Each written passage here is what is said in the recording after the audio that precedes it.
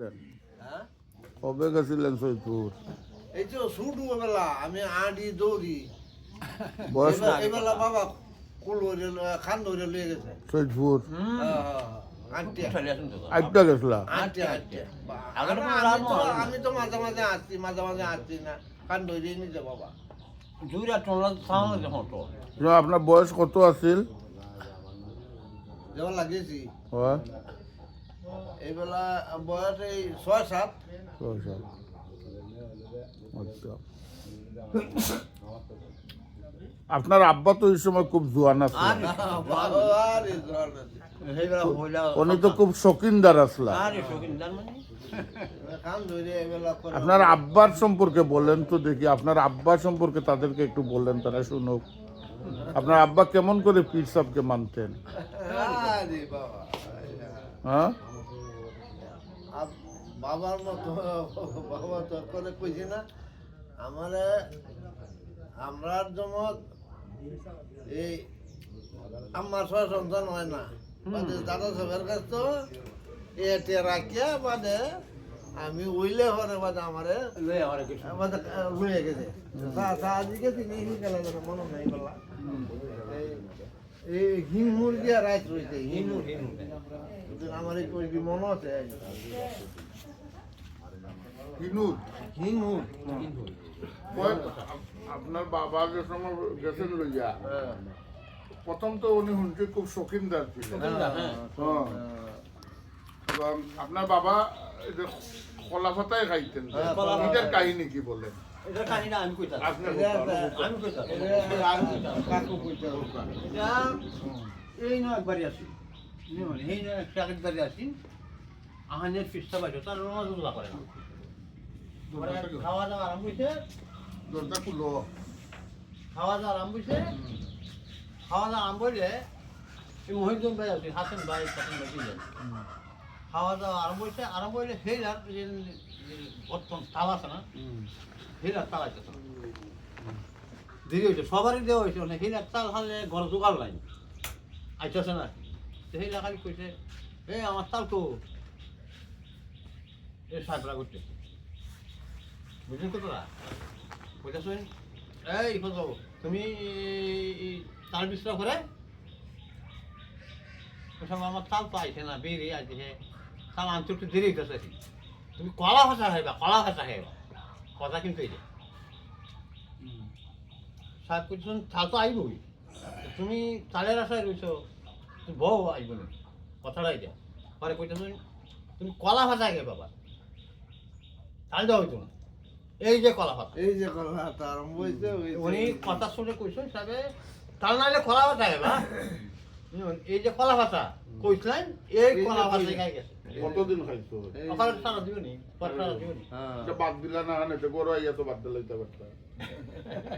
না বাদ দিতে পারছে না বাবারই মনে চাইছে না বাদে শেষে আরেকটা রয়েছে ফানুক আছে একটা ফানুক থাকলে এটার মধ্যে এই কলা ভাতা মানে সাহেব আরেকটা কইছিলেন ধরে এটা কইলে মনে হইতে পারি যে তুমি তো এইভাবেই খাইতে আসো এরা আরো 2-3 বছর গেছে খাইয়াতে পরে কইছেন ইয়ে করো তুমি এখানে যাইলে পরে এমন বাড়ি আছে কলা পাতা থাকতো না খাইবা কি করি তাহলে তুমি একটা কাগজ করে লই তালের উপরে কাগজ দিয়া পলিথিন কাগজ দিয়া যায় পলিথিন কাগজ দিয়া উপরে দিয়া খাইয়া গেছে আজীবন করে আজীবন এত ভক্ত আছে এই যে খালি কইছেন যে কলা পাতা খাইবা কলা পাতা খাই গেছে তুমি এই লোকটা উনি যার কথা বলতেছেন আব্দুল ওয়াহিদ সাহেবের বাবা জনাব ফজর আলী সাহেব। হযরত আলী সাহেব ফজর আলী সাহেব ছিলেন পীর মনফুরউদ্দিন রহমতুল্লাহ আলাইহির খলিফা, মুরিদ মুরিদ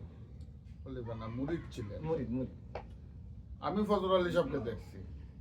হ্যাঁ আমি যখন প্রথম আসলাম শুনই, আসার পরে হ্যাঁ পাইছুন আমি ওযু করতেছি টিপকলের মধ্যে, তখন একজন ভিক্ষুকের মতো একজন মানুষ এসে আমার সামনে দাঁড়াইছে এবং পা মাটির মধ্যে হাঁটুগালা দিয়ে উনি বসা আমার কাছে এমনি হাত পাতাইছে। আমি ভাবছি বুঝতে ভিক্ষুক ভিক্ষা চাচ্ছে। কিন্তু কিছুক্ষণ পরে তিনি গ্লুকোজ বিস্কুট 2 পকেট থেকে 2টা বার করে আমার হাতে দিলেন। আমি বুঝলাম যে উনি ভিক্ষুক না, উনি আসলে ভক্ত। এরপরে উনি আইছিলেন বাজার করতে সুনই বাজারে। ওই বাজারের মালসাপানা এখানে রয়েছে, তিনি আমার সাথে এই বাড়িতে থাকিয়া গেলেন। জি জি জি। এরপরে আমি পরের দিন সকালে আমাকে বলতেছেন যে আপনার যে নতুন বাড়ি বানাইছেন ওই বাড়িতে আপনি যাইবেন কখন? আমি বললাম আমার তো বাড়িতে নতুন বানাই নাই। বললেন ওই যে জীবনপুরে আপনার বাড়ি একটা আছে না, ওইটাই যাইবেন কখন?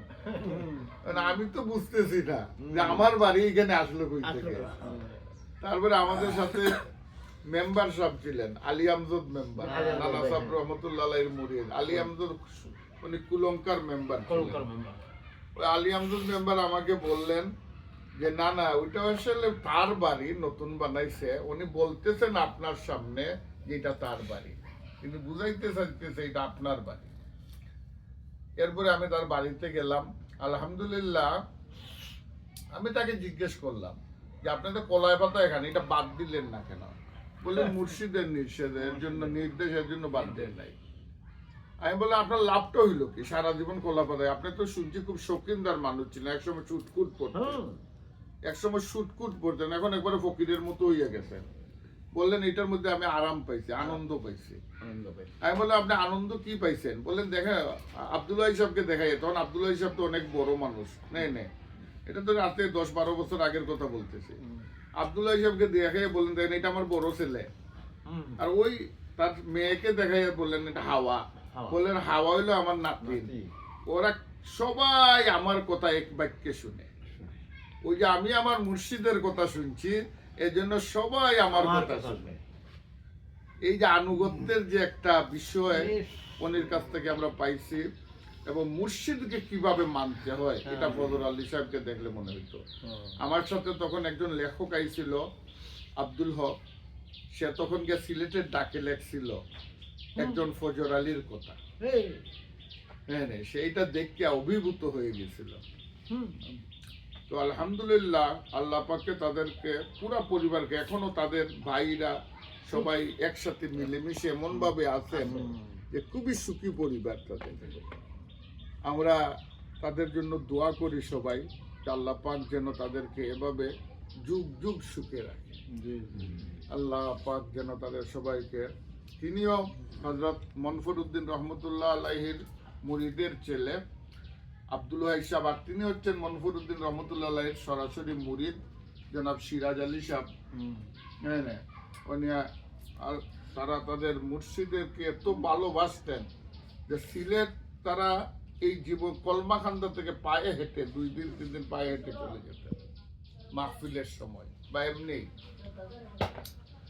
এই যে মহব্বত, এই মহব্বত তাদেরকে আশা করি আমরা কিয়ামতের মাঠে আল্লাহ পাক তাদের নাজাতের কারণ হয়ে যাবে। আমিন। তরিকতের লাইনের প্রথম সবক হচ্ছে মুর্শিদের মহব্বত। তরিকতের লাইনের প্রথম সবক হচ্ছে মুর্শিদের মহব্বত। এরপরে হচ্ছে সাহাবায়ে কেরাম রাদিয়াল্লাহু তাআলা আনহুদের মহব্বত, সাহাবায়ে কেরাম রাদিয়াল্লাহু তাআলা আনহুদের মহব্বত। এরপরে হচ্ছে রাসূল সাল্লাল্লাহু আলাইহি সাল্লামের মহব্বত, ফানায়ে রাসূল, আশিকে রাসূল। এরপরে আপনি দিদারে খুদা নসিব হবে। রাসূলের মহব্বত, সাহাবায়ে কেরামের মহব্বত, মুর্শিদের মহব্বত যখন এক হয়ে যাবে তখন দিদারে খুদা নসিব হবে, আল্লাহর দিদার নসিব হবে, ফানা ফিল্লাহ, বাকা বিল্লাহ এগুলা অর্জন হবে। আমরা সবাই চেষ্টা করি যে যেভাবে রাসূল সাল্লাল্লাহু আলাইহি সাল্লামকে সাহাবায়ে কেরাম অনুসরণ করেছেন, মেনেছেন, এভাবে আমরাও আমাদের উস্তাদকে, আমাদের মুর্শিদদেরকে মানবো ইনশাআল্লাহ। বাবা